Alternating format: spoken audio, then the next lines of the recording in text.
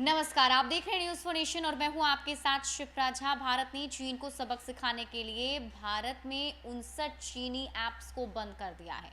जैसे बहुत सारे ऐप्स हैं, लेकिन सबसे बड़ा नाम और सबसे ज़्यादा जो सुर्खियों में है वो है टिकटॉक।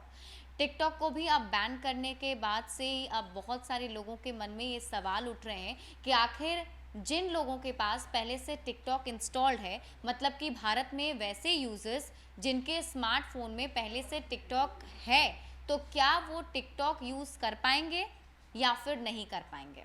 टेक एक्सपर्ट्स का कहना है कि आपके स्मार्टफोन में पहले से मौजूद ऐप काम करेगा या नहीं, इस पर अभी कुछ स्पष्ट नहीं कहा जा सकता है। हाँ, इतना स्पष्ट जरूर है कि नया यूजर इसे किसी हालत में डाउनलोड नहीं कर पाएगा। हालांकि मंगलवार सुबह तक ये ऐप्स गूगल प्ले स्टोर में मौजूद थे और डाउनलोड भी हो रहे थे। कुछ देर में नए ऐप की डाउनलोडिंग भी बंद हो जाएगी।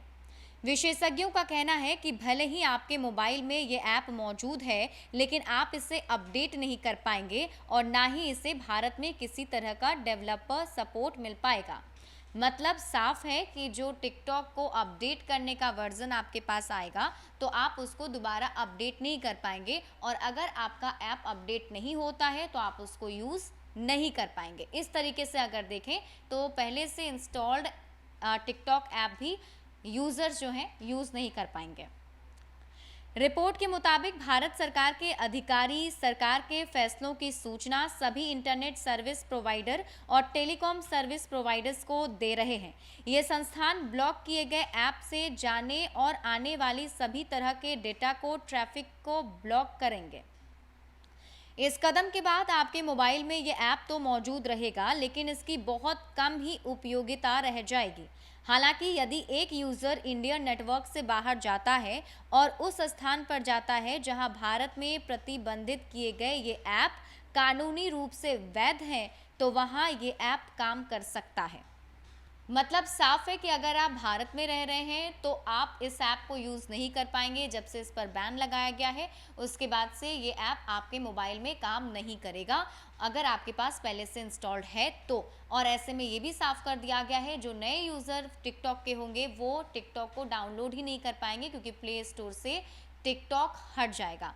इन सब के अलावा अब सबके मन में एक और सवाल ये है कि जो लोग पहले से टिकटॉक यूज़ कर रहे थे, जिन्होंने ऑलरेडी बहुत सारे वीडियोस बनाए हैं, पोस्ट किए हैं, जो अच्छे अच्छे कंटेंट थे, जो उनका एक कमाई का ज़रिया था, तो उस कंटेंट का क्या होगा। अभी तक उस पर कोई बात स्पष्ट नहीं हो पाई है कि क्या वो कंटेंट वापस यूजर्स को मिलेंगे या फिर टिकटॉक के को बैन करने के बाद वो सारे कंटेंट उन यूजर्स के चले गए। इस पर अभी जो है रिपोर्ट्स आने बाकी हैं। इस पर अभी रिसर्च किया जा रहा है और जो टेक एक्सपर्ट्स हैं वो इस पर जानकारी जुटाने की कोशिश कर रहे हैं।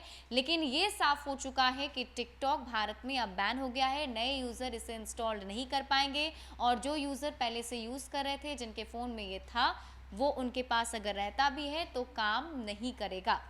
ज़्यादा अपडेट के लिए आप जुड़े रहिए न्यूज़ फॉर नेशन के साथ। नमस्कार।